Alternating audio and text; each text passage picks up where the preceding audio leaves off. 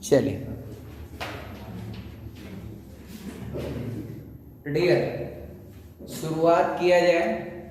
देखिएगा, भारत में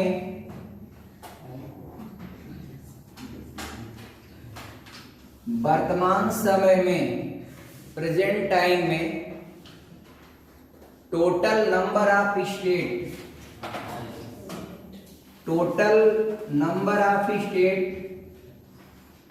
ये आप बता रहे हैं 28, यह करेक्ट आंसर है। और टोटल नंबर ऑफ यूटी यानी केंद्र शासित प्रदेश, total number of UT union territory ये आपका 8। इसमें किसी प्रकार का कोई कंफ्यूजन नहीं होना चाहिए। टोटल नंबर ऑफ स्टेट अगर 28 है भारत में, तो इसके संदर्भ में आप जानिएगा कौन कौन स्टेट होंगे। तो पहले आप यूटी ही काउंट कर लीजिएगा। 8 यूटी है, 8। नंबर 1 पर जो अभी हाल में आपको पता है कि जम्मू कश्मीर पहले एक राज्य था कंप्लीट, लेकिन वहां एक स्पेशल जो वहां का संविधान था, धारा अनुच्छेद आपका धारा 370 आर्टिकल जो है 35A। तो अब जो है डियर, इस समय वहां पर उसको हटा करके धारा जो आपका है या अनुच्छेद जो आपका 370 है उसको हटा दिया गया। तो 35A जो आर्टिकल है वो अपने आप समाप्त हो गई। अब वह जम्मू कश्मीर को हटाने के बाद भारत सरकार ने उसको राज्य के दर्जा से हटा करके 2 आपका केंद्र शासित प्रदेशों में बांटा, 2 यूनियन टेरिटरी उसको बनाया गया। अब डियर क्या है, यहां देखेंगे आप मैप में, एक आपका यूटी जो है जम्मू एंड कश्मीर है जो पिंक कलर का है, और दूसरा यूटी आपका ये आपका लद्दाख है आपका। तो 2 आपका केंद्र शासित प्रदेश में जम्मू कश्मीर। आप जम्मू कश्मीर मित्रों एक राज्य का संज्ञा नहीं उसको मिलता है।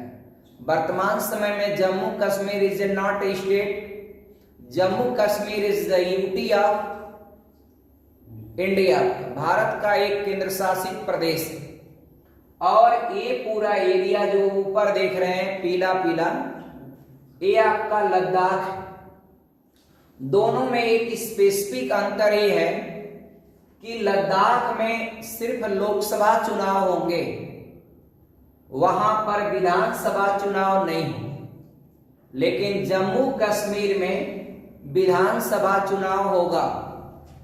जैसे दिल्ली में एक राज्य नहीं है, एक केंद्र शासित प्रदेश है, आल्दो उसके बावजूद भी दिल्ली के मुख्यमंत्री हैं अरविंद केजरीवाल।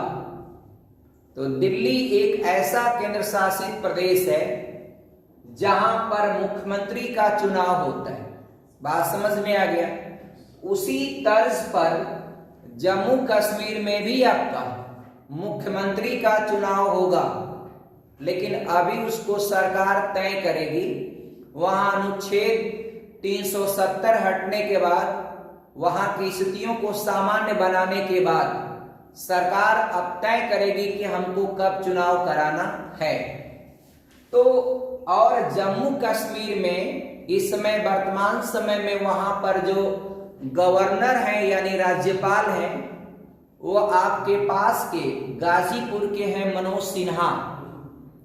तो मनोज सिन्हा जी को वहां का गवर्नर नियुक्त किया है भारत सरकार ने। और आपको पता है राज्यपाल की नियुक्ति कौन करता है? राष्ट्रपति करता है डियर। हालांकि उसमें केंद्रीय मंत्रिमंडल का सलाह भी शामिल होता है, लेकिन राज्यपाल की नियुक्ति जो है राष्ट्रपति द्वारा होता है। और जब चाहेंगे आपका राष्ट्रपति किसी भी राज्यपाल को वापस बुला लेंगे। आवश्यकता के अनुसार। ये दोनों में ये अंतर हो गया। तो मित्र अब यह राज्य नहीं, अगर यह जब पहले राज्य था तब भारत में कुल राज्यों की संख्या थी 29। मित्रों एक बार आप पढ़ते आए थे कि भारत में 29वें राज्य का गठन हुआ था तेलंगाना के रूप में। ये आंध्र प्रदेश से काट करके एक नया राज्य बनाया गया था तेलंगाना, जिसका जो है राजधानी है हैदराबाद। जिसका राजधानी क्या है? हैदराबाद। इसका गठन, तेलंगाना राज्य का गठन 2 जून 2014 को हुआ था 29वें राज्य के रूप में। लेकिन अब 28 क्यों? क्योंकि अब जम्मू कश्मीर को हटा दिया गया, तो 28 और 2 यूटी के रूप में इसको डाइवर्ट कर दिया गया। तो एक बदलाव और मिलेगा आपको, ध्यान से देखते जाइएगा और सारी बातों को आप याद कर लीजिएगा। एक तो 2 यूटी हो गए, एक लद्दाख और एक जम्मू कश्मीर, 2 केंद्र शासित प्रदेश हो गए। तीसरा आपको यहां पर मिलेगा चंडीगढ़, ये 3 हो गया। चौथा आपका केंद्र शासित प्रदेश दिल्ली, 4 हो गया। अभी भी आपके 4 यूटी बचे। तो आप देखिए यहां पर जो है ये आपका दमन दीव एवं दादरा एवं नागर हवेली। तो मित्रों आप पहले पढ़ते थे कि दमन दीव एक अलग यूटी है और दादरा एवं नागर हवेली अलग यूटी। दादरा एवं नागर हवेली का जो हेडक्वार्टर था, राजधानी नहीं कहेंगे, हेडक्वार्टर कहेंगे, तो इसका हेडक्वार्टर सिलवासा था। लेकिन मित्रों माननीय गृह मंत्री अमित शाह ने दूसरा जो कार्यकाल भारत सरकार में मोदी जी का जो दूसरा कार्यकाल चला, पहले कार्यकाल में मोदी जी के पहले कार्यकाल में 14 से 19 तक, उसमें गृह मंत्री यानी होम मिनिस्टर के रूप में काम किया था माननीय राजनाथ सिंह। लेकिन दूसरे कार्यकाल में राजनाथ सिंह को वर्तमान समय में डिफेंस मिनिस्टर का दर्जा दिया गया। वह इस समय भारत सरकार के रक्षा मंत्री हैं। जबकि जो केंद्र गृह मंत्रालय है वो माननीय अमित शाह स्वयं आपका लीड कर रहे हैं। तो उन्होंने क्या किया, दमन दीव एवं दादरा एवं नागर हवेली दोनों को कंबाइन कर दिया। अब जो 2 डीएम लगते थे कि एक डीएम दमन दीव को देखे, एक डीएम दादरा एवं नागर हवेली को देखे, या जो अधिकारी लगते थे, एक राज्यपाल दमन दीव को, एक गवर्नर दमन दीव को, एक गवर्नर आपका दादरा एवं नागर हवेली को, अब एक ही गवर्नर आपका दोनों यूटी को देख लेता है। तो एक आप बात ये बदलाव जानिएगा कि ये दमन दीव एवं दादरा एवं नागर हवेली, इसको पूरे को क्या कर दिया गया, एक यूटी कर दिया गया। तो अब इस तरह से टोटल यूटी की संख्या अब तक 1 2 3 4 5 हो चुका है। एक मित्रों आपको पता है प्रवाल विरंजन से एक बना हुआ आपका भारत का आइलैंड है जिसको लक्षद्वीप कहते हैं। ये आपका लक्षद्वीप मित्रों कई बार पूछता है लक्षद्वीप है का, आप बताइएगा अरब सागर में, totally part on west side, आपका जो समुद्र का टोटल हिस्सा आपका पश्चिम में है, यह टोटली क्या है, अरब सागर। आल्दो अरब सागर हो या बंगाल की खाड़ी हो, ये सभी आपका इंडियन ओशियन के हिस्से हैं, यानी हिंद महासागर का एक क्या है, हिस्सा है। हिंद महासागर के अंतर्गत ये सब स्थित है। तो अरब सागर जो आप देख रहे हैं, सागर फिर एक टॉपिक बाद में इंटरनेशनल जियोग्राफी जब चलेगी उसमें आपको तो सागर सारे पढ़ लेंगे और पढ़े भी हैं, स्पेशली फिर पढ़ लीजिएगा। लेकिन ये पूरा अरब सागर है। तो लक्षद्वीप कहां पर है, अरब सागर में। और डियर लक्षद्वीप अरब सागर में है, तो मित्रों 5 हो चुका है, ये 6वां। और लक्षद्वीप का हेडक्वार्टर या कैपिटल भी कह दे तो आपका कवरत्ती बताइएगा। बिल्कुल सही उत्तर आपने दिया, लक्षद्वीप की राजधानी या हेडक्वार्टर कवरत्ती। ये अब तक आपका 6 यूनियन टेरिटरी पढ़ चुके हैं। 7वें में बड़ा झोल, और झोल क्या है देखिए, यहां एक पांडिचेरी या पुदुचेरी आपने सुना होगा, यहां का गवर्नर बनाया गया डियर किरण बेदी को, किरण बेदी। और डियर किरण बेदी के संदर्भ में एक जीएस आप बचपन से ही याद करते आ रहे हो। भारत की पहली महिला आईपीएस यानी इंडियन पुलिस सर्विस के पद को धारण करने वाली पहली भारतीय महिला किरण बेदी। क्योंकि शुरुआत में भारत में आईपीएस का जो पद होता था वर्दी में पहन करके, ये आपका पुरुष वर्ग ही इसको लेता था ज्यादातर। लेकिन पहली बार आपका चूंकि पुलिस प्रशासनिक सेवा में और कोई भी आईपीएस क्राइम ब्रांच को देखता है, जितना भी अपराध होता है जिले में, डीएम आपका, डीएम तो पूरा सर्वे सर्वा कार्यभार को देखते हैं, लेकिन एक आईपीएस जो है वह पुलिस प्रशासनिक व्यवस्था, कानून व्यवस्था को देखने का काम करते हैं। और ये काम आपका एक तरह से चुनौतीपूर्ण कार्य होता है। लेकिन अब तो आपका भारत की बेटियां तमाम आपका एकदम लाइन लगी हुई है। आप देखिए कहीं भी आप जाइए, मोस्टली पा जाएंगे IPS of this district is आपका फला मैम। तो तमाम लोग ऐसे हैं आईपीएस बन रहे हैं। तो अब डियर अब देखिएगा, तो यहां पर किरण बेदी है यहाँ की गवर्नर। सबसे इंपॉर्टेंट पुदुचेरी में मामला क्या फंसता है उसको समझिए। पुदुचेरी के 4 जिले हैं और चारों जिले आपका, इसमें 2 जिला एक पास है, लेकिन 2 जिला आपका 2 अलग अलग राज्य में। एक आपका डियर, चश्मा भी हमको लगाना पड़ता है डियर, एक आपका यानम यहां पर मिलेगा और एक आपका माहे, माहे यहां मिलेगा। अब देखिए अब क्या करेंगे, तो इसका जो पांडिचेरी है इसका 4 यूटी और 4 जिले हैं। तो पुदुचेरी और कराईकल, बाकायदे जिले का नाम जानिएगा, पुदुचेरी और कराईकल जो है वहीं पर। पुदुचेरी ऑलरेडी एक जिला है, कराईकल खुद एक जिला है, दोनों सटे हैं। लेकिन यानम जो है ना वो आंध्र प्रदेश में, और माहे जो है वह केरल में। तो यह जो है 7वां यूटी हो गया। कौन सा 7वां? और 8वां जो यूटी है वो आपका, हाँ, अंडमान निकोबार द्वीप समूह।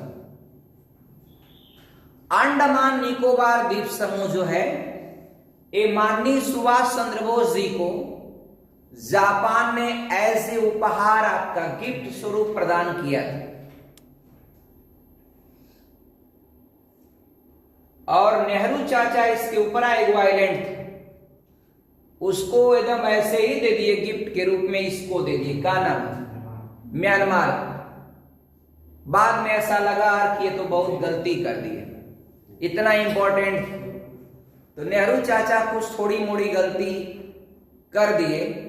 और एक गलती और उन्होंने किया था, जब तिब्बत पर चाइना ने 1959 में कैप्चर कर लिया, आधिपत्य कर लिया अनाधिकृत तरीके से, यहां से दलाई लामा वहीं से आकर के आपका भारत में धर्मशाला हिमाचल प्रदेश में अतिथि के रूप में रह रहे हैं। और भारत यही होता है कि शरण में आए हुए का वह ख्याल करता है, भारत की संस्कृति, और संस्कृति आपको भी करना चाहिए। कोई भागते भागते आपके शरण में चला जाए तो उसको आपको ठांव देना चाहिए, आपको बचाना चाहिए, कोई भी चीज हो, कोई भी। तो डियर 1959 में इस तिब्बत पर जब चाइना ने कैप्चर कर लिया, और तिब्बत की राजधानी थी लहासा, और उस पर जब कब्जा कर लिया चाइना ने, तो नेहरू जी ने इस बात को स्वीकार कर लिया कि ये आपका, चलिए मैं मानता हूं कि आपका है, ये गलती। इस पर तो उसने कब्जा नहीं किया है, भारत का भी उतना ही अधिकार था, और जबकि तिब्बत भारत से ही मिलना चाहता था। और देखिए यहां पर सिक्किम भारत का हिस्सा बना, तो पहले भारत सरकार ने उसको अस्थायी तौर पर शामिल किया, फिर कहा कि आपको भारत की कल्चर और जो कुछ भी अच्छी लगेगी तो आप अपने आप को पूरी तरह से विलय कर लीजिएगा। बाद में सिक्किम जो है भारत का एक राज्य बना, जिसकी राजधानी गंगटोक। और डियर, अब सिक्किम को लेकर के दो प्रश्न बनता है। एक तो ये प्रश्न आपको याद होगा, सिक्किम की राजधानी गंगटोक है और कुछ साल पहले तक यहां पर रेल मार्ग से जुड़ा नहीं था, टोटल पहाड़ी एरिया था।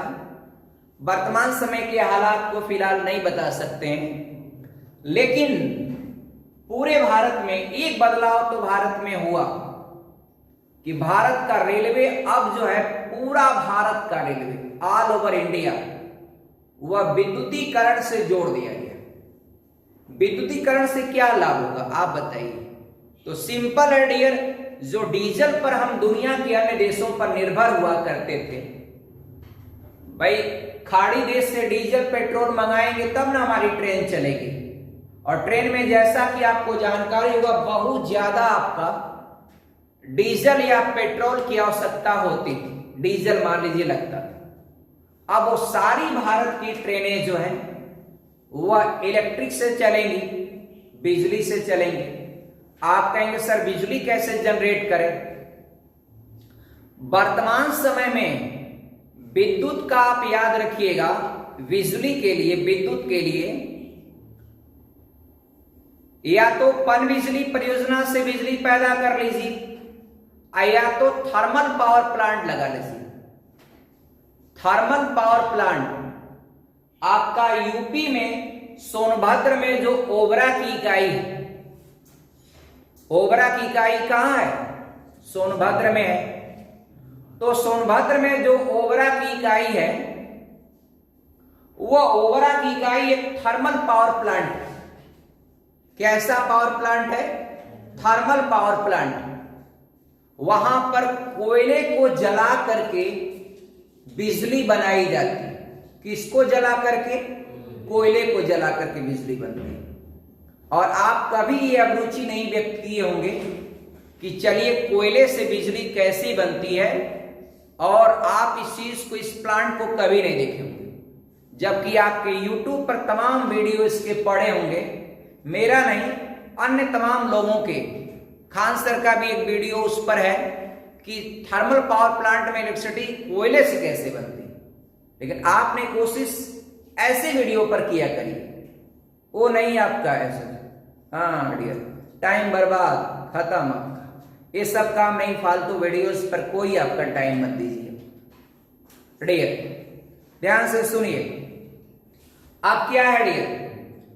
तो यहां पर अब देखिए आपको, तो पूरे भारत में आपका अब जो है टोटली आपका ट्रेनों को डीजल से हटा करके और पूरा विद्युतीकरण कर दिया गया।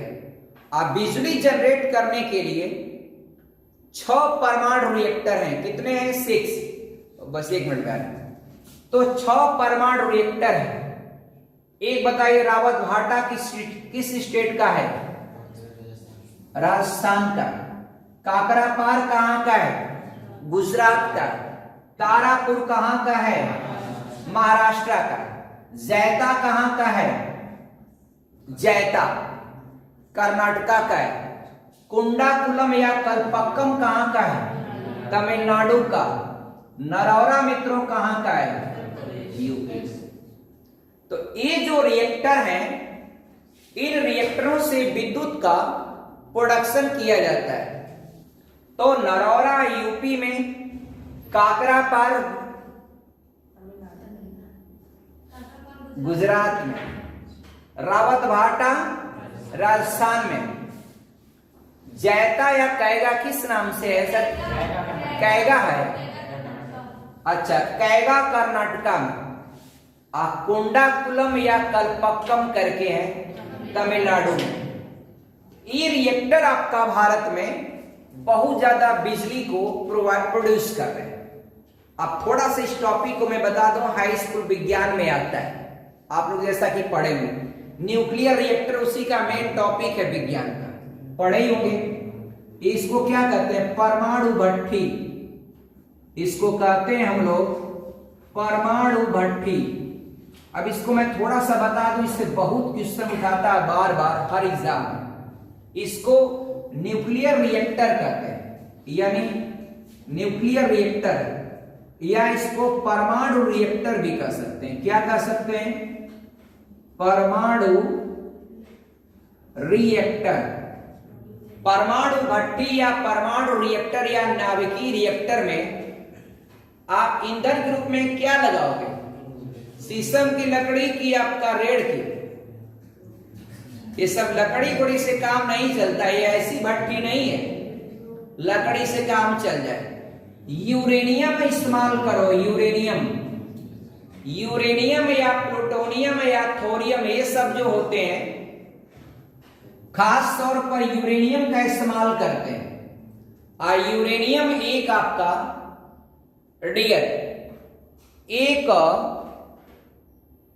डियर उसको कैसा पदार्थ बोलते हैं? यूरेनियम। यूरेनियम कैसा पदार्थ बताइए? रेडियो एक्टिव पदार्थ है। ये रेडियो एक्टिव पदार्थ, और रेडियो एक्टिव पदार्थ की क्या विशेषता होती? वह डियर स्वतः आपका अल्फा बीटा गामा किरणें उत्सर्जित करता है। तो यूरेनियम का इस्तेमाल होता है नाभिकीय रिएक्टर में। फर्क इतना ही है कि 20% एनरिच वाले से भी काम चल जाता है।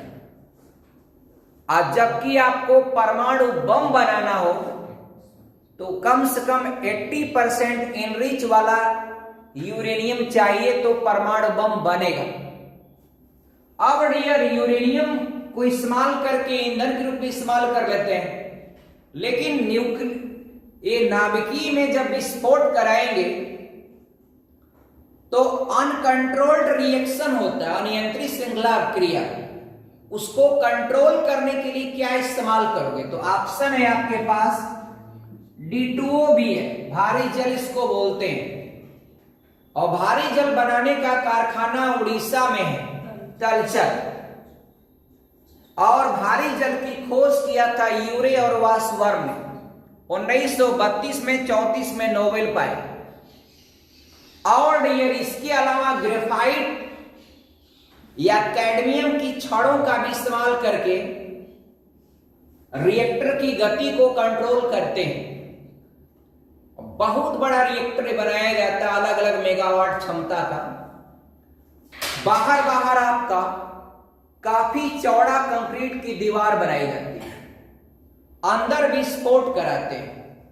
उसमें बहुत बड़ा सिस्टम होता है डियर, और उससे जो ऊर्जा मिलती है उसको वैद्युत ऊर्जा में चेंज करके और फिर सप्लाई दे दिया।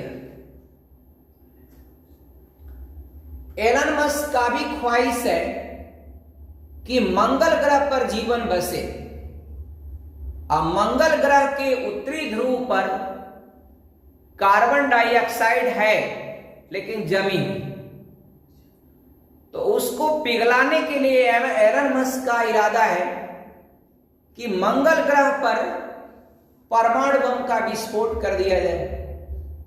आप कहेंगे परमाणु बम का विस्फोट करने से क्या फायदा होगा?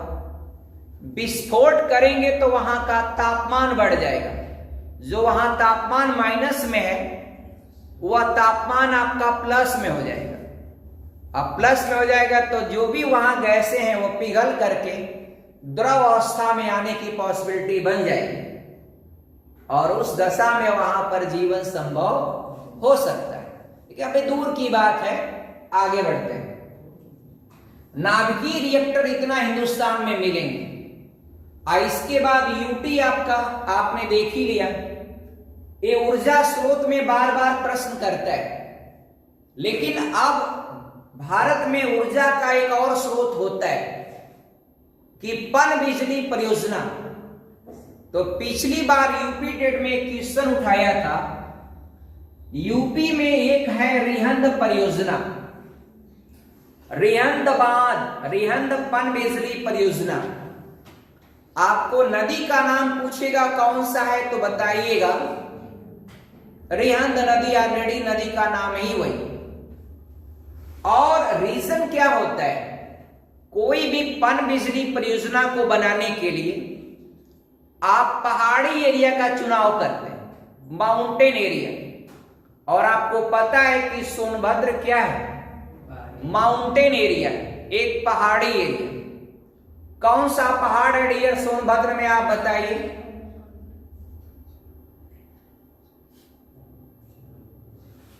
कौन सा पहाड़ है सोनभद्र में, किसका विस्तार है डियर? सोनभद्र में आपका विंध्याचल का ही विस्तार मिलेगा, विंध्याचल का ही विस्तार मिलेगा।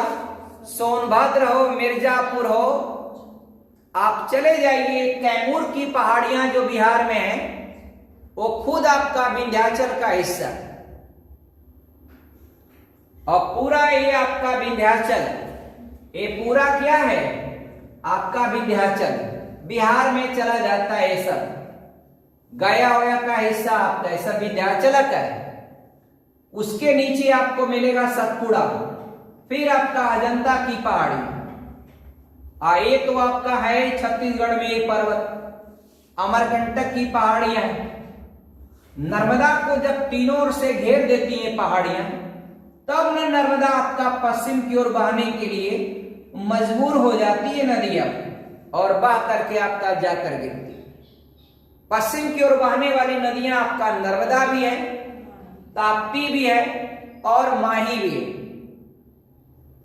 माही का एक और रिकॉर्ड है कि कर्क रेखा को 2 बार काटती है। और इसी प्रकार 3 क्वेश्चन बन जाते हैं पूरी दुनिया में कि कर्क रेखा को 2 बार माही काटती है, तो विषुवत रेखा को 2 बार कौन नदी काटती है? कांगो या जायरे। किस महाद्वीप में है? अफ्रीका महाद्वीप में। जायरे या कांगो कहां है? अफ्रीका महाद्वीप में है। ऐसा आप लोग पढ़िए, जिस तरह आप ज्योग्राफी पर कंट्रोल अपना जमाए हैं, ऐसे ही हर विषय पर जमा दीजिए आप लोग। आप देखिए, समझिए जरा। तो ये आपका नर्मदा नदी जो है ना, आप एक मैंने बताया था विषुवत रेखा को जायरे या कांगो वह काटती है। एक नदी लिम्पोपो है। क्या है? लिम्पोपो। क्या है? लिम्पोपो। बोल पाएंगे क्या? Limpopo dear. ये नदी जो है मकर रेखा को 2 बार काटती है। इस प्रकार से आप ये भी जानिए कि दुनिया में किन किन देशों में कर्क रेखा पास हुई है, किन किन देशों में विषुवत रेखा और किन किन देशों में मकर रेखा। लेकिन एक महाद्वीप ऐसा है जहां से तीनों लाइन गुजरती है, वो आपका अफ्रीका महाद्वीप। क्या आप बताइए कि ऑस्ट्रेलिया आपका जो है, या ओशिनिया कॉन्टिनेंट की बात छोड़िए, ऑस्ट्रेलिया से बात करिए। ऑस्ट्रेलिया में क्या कोई रेखा गुजरती है या नहीं? तो मित्रों गुजरती है, मकर रेखा गुजरती है आपका ऑस्ट्रेलिया से, याद रहेगा। लेकिन भारत में ही हम लोग काम करें, आज ज्यादातर कंटेंट भारत के ही करें। और डियर, भारत में जितनी भी पनबिजली परियोजनाएं बनी, सबका सब पहाड़ी एरिया में बनी। आप चले जाइए ना जम्मू कश्मीर में, लद्दाख में, उत्तराखंड में, एक आपका पनबिजली परियोजना बनाई गई थी। भारत की बड़ी परियोजना में आती है भाखड़ा नांगल बांध, जो आपका सतलुज नदी पर पंजाब राज्य में स्थित है। हरिके बैराज के पास बनाया गया उसे। और हरिके बैराज का मतलब होता है, मैंने पहले भी पढ़ाया है, बांध और बैराज। तो बैराज बनाया जाता है नदी के धारा की दिशा को मोड़ने के लिए, जबकि डैम ही का निर्माण किया जाता है विद्युत उत्पादन में। हालांकि दोनों काम भी हो सकता है डैम से। तो यहां पर जो पंजाब में है वो भाखड़ा नांगल डैम है। ये आपका किस नदी पर है? सतलुज नदी पर। एक डैम बहुत पूछता है, गंगोत्री से निकलती है भागीरथी नदी। इसमें एक छोटी सी पहाड़ी नदी उत्तराखंड में है भीलांगना, और जहां पर मिलती है वहां पर एक गांव था तिहरी, वहीं पर आपका बना है भारत का सबसे ऊंचा कैसा बांध। नेचर इसका कैसा, नेचर बताइए। सही बता रहे हैं, देखिए तो। चलिए, कितनी ऊंचाई है इसकी?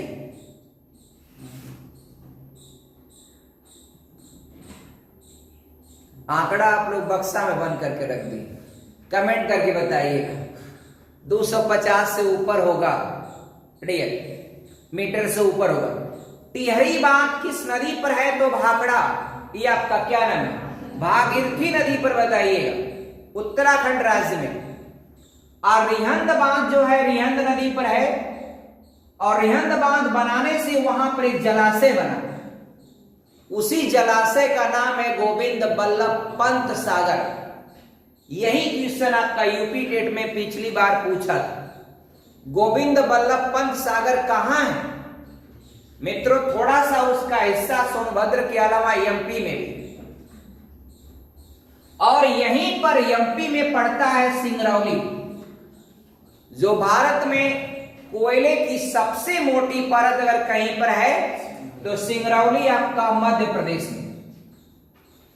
वैसे तो और छोटा नागपुर पठार अगर कभी पूछता है तो झारखंड का हिस्सा, ये टोटली एक तरह से कहा जाए तो आगरा ये गया वाला भी हिस्सा थोड़ा मोड़ा, ये सब लेकर के इसी को कहते हैं छोटा नागपुर पठार।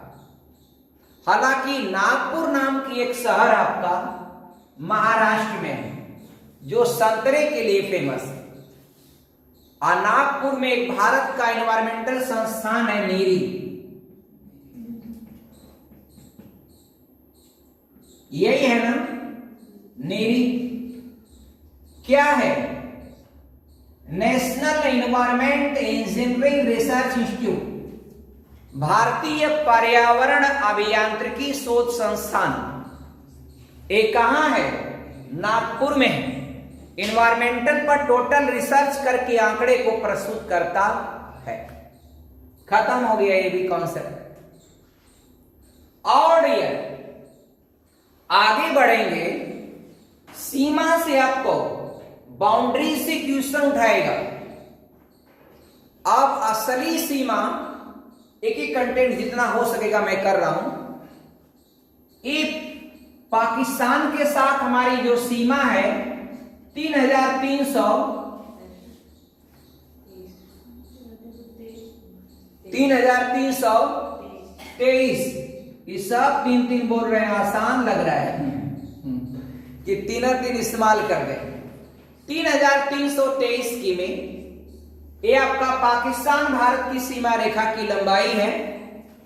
और ये जो सीमा रेखा भारत पाकिस्तान के बीच है इसको रेड क्लिफ रेखा कहते हैं। और दूसरा है 106 किमी की लंबाई है डूरंड रेखा, जो भारत अफगानिस्तान के बीच। और हालांकि भारत नहीं, पाकिस्तान और अफगानिस्तान के बीच की सीमा रेखा भी आपका डूरंड ही रेखा है, चाहे पाकिस्तान अफगानिस्तान कहिए चाहे भारत अफगानिस्तान कहिए, डूरंड रेखा। और चाइना के साथ हमारी जो सीमा रेखा है इसको मैकमोहन रेखा कहते हैं।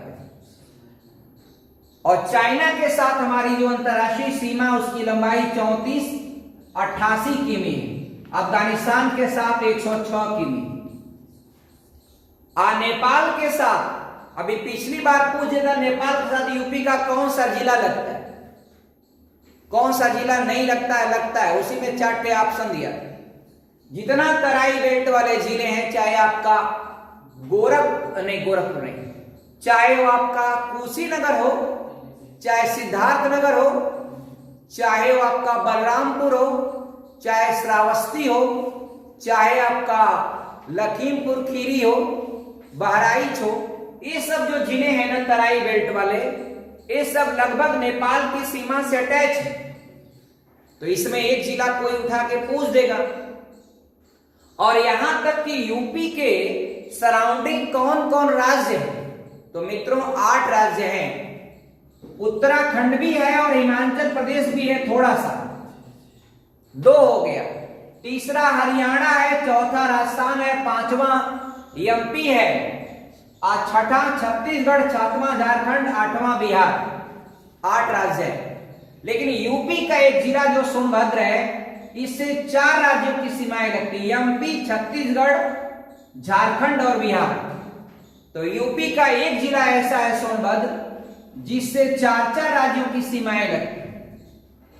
और सोनभद्र हो या चंदौली हो या मिर्जापुर, ये थोड़ा सा नक्सल प्रभावित क्षेत्र है। हालांकि सरकार ने इस पर बहुत काम किया है, अब यहां पर नक्सल प्रभाव थोड़ा कम हुआ है, लेकिन फिर भी आपका नक्सल प्रभावित जिलों में गिना जाता है। और चंद्रप्रभा अभयारण्य जो पूछता है बार बार, चंदौली में बताइएगा चंद्रप्रभा अभयारण्य। और अगर दुधवा राष्ट्रीय उद्यान पूछेगा तो आप लखीमपुर खीरी जिले में बताइएगा। और भारत का ये जो सिक्किम राज्य है और भारत का ये जो गोवा राज्य है, तो क्षेत्रफल के दृष्टिकोण से सबसे छोटा कहेगा तो गोवा बता दीजिए, और जनसंख्या के दृष्टिकोण से सबसे छोटा राज्य सिक्किम बता दीजिएगा। सिक्किम का एक और स्पेसिफिक कैरेक्टर है, याद रखिएगा, भारत का पूर्ण रूप से जैविक राज्य। यहां पर रासायन खाद का इस्तेमाल नहीं होता है, पूरी तरह से जैविक खाद का इस्तेमाल किया जाता है। कहां पर? सिक्किम। राजधानी क्या है? गंगटोक है। और सिक्किम का रिकॉर्ड पूछेगा तो 3 सीमा भी याद रखिएगा, बार बार पूछता है। भारत का सिक्किम से 3 देशों की सीमाएं लगती हैं, भूटान भी है, नेपाल भी है और आपका चाइना भी है। हम तिब्बत कह सकते हैं, वो तो चाइना ने कब्जा किया। और नेपाल की जो सीमा है वो 1751 किलोमीटर भारत से लगती है।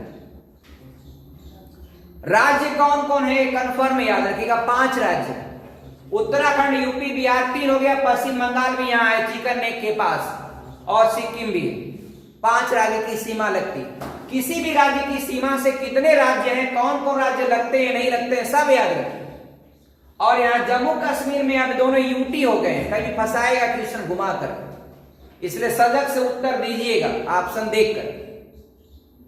और 3488 किमी आपका चाइना के साथ मैकमोहन रेखा। और थोड़ा सा आगे बढ़ लें, भूटान के साथ 699 किमी, ये भारत की सीमा है। भूटान कितने राज्यों से स्पर्श करता है? तो 4 है, गिन लीजिए, सिक्किम, पश्चिम बंगाल, असम, अरुणाचल प्रदेश, 4 राज्य हैं। भूटान की टोटल रक्षा की जिम्मेदारी भारत देखता है। Doklam matter is not India, Doklam matter is Bhutan, but आपका इंडिया उसके आपका जिम्मेदारी लिया है, इसलिए डोकलाम पर पूरा भारत जो है हमारे से सटा हुआ है। डोकलाम इतना ऊंचाई पर पोस्ट है कि चाइना अगर उस पर बैठ जाएगा तो भारत को जब चाहेगा नुकसान पहुंचा सकता है। इसलिए Doklam is essential and important for India. हैंस आपका और सोल्जर आपका सीना से धकिया करके ठेल के उनको सब भगा दिया। इतनी मुट्ठी मुट्ठी होते हैं, इतनी मुट्ठी मुट्ठी चाइनीज होते हैं, आँखियां ऐसे मुना रहे बनो, जैसे लगेगा देख ही नहीं रहे, मतलब वो सोए हैं, ताक रहे, क्या कर रहे, एकदम पता नहीं चलता है, ऐसे रहते।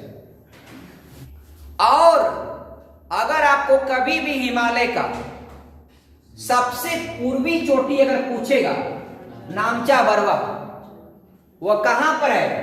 अरुणाचल प्रदेश में। और सबसे पश्चिमी भारत में नंगा पर्वत और सारे रेंज आपका ग्रेट हिमालय का मैंने बताया। एक रस्सी बांध करके उसी में सब लटका के बता, याद रखिएगा। एक लाइन खींची, एक तरफ से पूरब से पश्चिम, पश्चिम से पूरब तरफ, सब जानिए ग्रेट हिमालय का। वो बहुत बार पूछता है, हमेशा पूछता है कौन किस में है। भारत में अगर लेंगे तो आपका कंचनजंगा है, भारत की लेंगे तो आपका K2 है। कहां पर है इस समय वर्तमान में? लद्दाख में K2 और K4 दो चोटियां याद रखिएगा, और ग्लेशियर जो है वो भी याद रखिएगा। जय हिंद।